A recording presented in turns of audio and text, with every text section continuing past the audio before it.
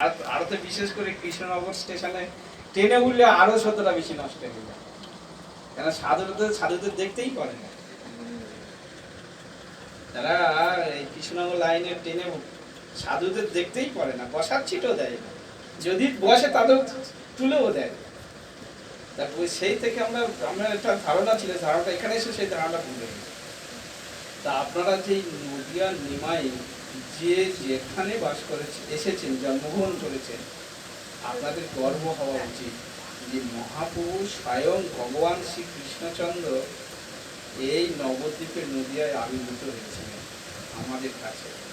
আর এইসব জায়গায় মহাপ্রভু নগর সংকীর্তন করেছেন।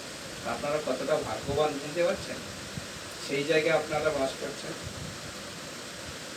সেই ভাগ্যের লাভ উঠাতে হবে। মহাপ্রভু এসে সমস্ত ব্রাহ্মণ্য সংস্কৃতির যে ব্রাহ্মণ্য ধারায় যে সকল মানে সকাম কর্ম কালী পূজা, দুর্গা পূজা, শিব পূজা এসব বন্ধ করেছেন, করে হরিনাম বিতরণ করে দিয়েছেন। তাই তো কালী পূজা, দুর্গা পূজা সব বন্ধ করে দিয়ে কি হরিনাম করো, হরিনামের মধ্যে সমস্ত দেবতারা সন্তুষ্ট হয়ে যাবে। তাই শিখিয়েছে তো নাকি মহাপ্রভু, মাতাজি তাই শিখাচ্ছে তো নাকি? তাহলে দেখেছেন তাহলে মহাপ্রভুর আন্দোলনে মাতাজি আছেন, আপনারও সেই আন্দোলনে চলছে। এখনো মহাপ্রভুর সেই হরিনাম সংকীর্তন আন্দোলন এখনো চলছে, আর সেটা চলতেই থাকবে। যারা ভাগ্যবান, যারা সুমেধস, তারাই এই আন্দোলনে যোগদান দিয়ে হরিনাম স্রোতে ভেসে যাবে। কোথায় যাবে? গোলক বৃন্দাবন পৌঁছে যাবে। বুঝেছেন? আপনারা কোথায় যোগ দিয়েছেন বুঝতে পারছেন? কোথায়? হরিনাম সংকীর্তন আন্দোলনে গা ভাসিয়ে দেন, দেখবেন স্রোতে আপনাদের গোলক বৃন্দাবনে পৌঁছে নিয়ে গেছে। এই ছাড়া আর কোনো রাস্তা নেই। এই মনুষ্য জীবন, এই যে জড়জগতের দুঃখ কষ্ট থেকে মুক্তি পাওয়ার আর কোনো রাস্তা নেই, আর কোনো উপায় নেই। একটাই উপায়, হরিনামে গা ভাসিয়ে দেওয়া। বুঝেছেন? এখানে কোনো ঝগড়া, কোনো মারপিট, কোনো দ্বন্দ্ব না করে গা ভাসিয়ে দেওয়া, তাহলে দেখবেন একদিন পৌঁছে যাবে।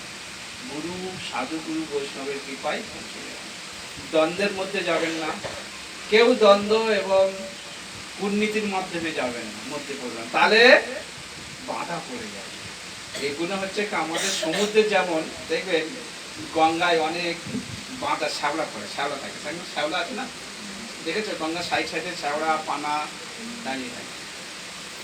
তো এইগুলো হচ্ছে কি এই কূটনীতি, এগুলো হচ্ছে কি আমাদের বাধা। আমরা গা ভাসিয়ে দিলাম, কিন্তু আমরা আমাদের নিজের চলার পথে কোনো জায়গায় থেমে গেলাম, অর্থাৎ পানারেতে থেমে গেলাম, কোনো বাঁকে থেমে গেলাম, তাহলে কি হবে? আমাদের আর চলার পথ এগিয়ে যাবে না। অর্থাৎ সাধুগুরু বৈষ্ণব যেটা বলছে সেটা যদি আমরা পালন করি আর সেইভাবে যদি আমরা চলি, তাহলে একদিন আমরা পৌঁছে যাব। আপনারা যেহেতু এই হরিনাম সংকীর্তন আন্দোলনে যোগদান করেছেন এবং আপনারা এই 4টে নিয়ম পালন করছেন, কজন দিকে 4টে নিয়ম পালন কজন করছেন? মাছ, আমি বর্জন, নিশা বর্জন, যারা পালন বা অনেক মাত্রা যারা পালন করছে, কম সংখ্যক আছে যারা আমিষ আহার করছে, কিন্তু সঙ্গের প্রভাবে এখন তারা এই মাসে একদিন দুদিন মানে পারিবারিক কারণে ছাড়তে পারছে। কজন দীক্ষা নিয়েছেন? কজন? 1 2 3 4 5। আমার এখান থেকে একজন, দুজন, আর আরো আছে দীক্ষা নেওয়া হয়েছে। বা ভালো, আপনারা দীক্ষা নিয়েছেন, ভালো। দীক্ষা নেওয়ারও দরকার আছে আমাদের।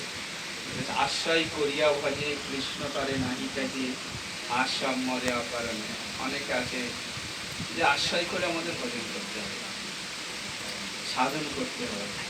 আচ্ছা, আমি একটা এখানে বলছি, আপনারা হয়তো অনেক ক্লাস শুনেছেন, অনেকে করছেন, অনেকের মানসিকতা আছে।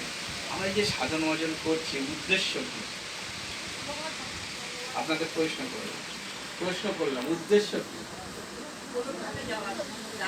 মাতাজি বলছে গোলক বৃন্দাবনে যাবে। আপনারা কে বলবেন? কৃষ্ণ প্রেম লাভ করে জগৎ উদ্ধার লাভ করার জন্য হরিভজন করছেন। আর কে?